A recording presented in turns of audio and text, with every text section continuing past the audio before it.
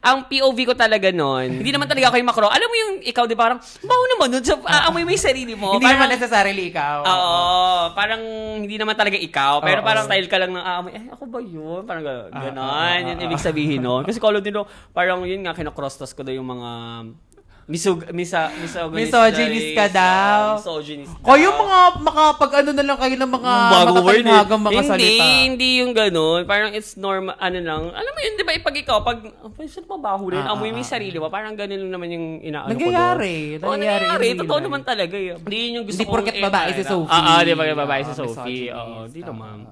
Kala siguro na-strata ako. Ako, may ganyan din ako, te. Kasi naalala mo yung kata ko, yung titi lang ang kakainin. Yeah, grabe kasi yun. Todo, di ba? Bago pa nagkaroon ng Tony Fowler na mga Eddie. Kabastusan.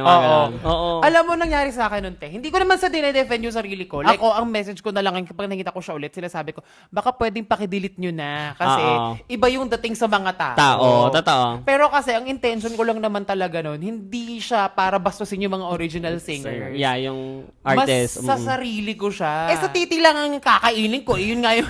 Para inano mo lang naman sa music. Oo. Nilapat ko lang naman siya doon sa... Oo. Kasi ang ganda nung kanta. Ano yun? Irene tsaka Sulgi, yung Red Velvet. Yeah. Oo. So, sabi nila misogynistic daw. Ganun ganyan. nga. Nirerespeto ko naman yun. Nirerespeto ko yung mga tingin nyo sa misogyny. Thank you so much na ganun yung basa nyo. Na critical kayo sa mga chikang ganun. Pero kasi, ang intention namin is, hindi naman ganon. Hindi naman ganon.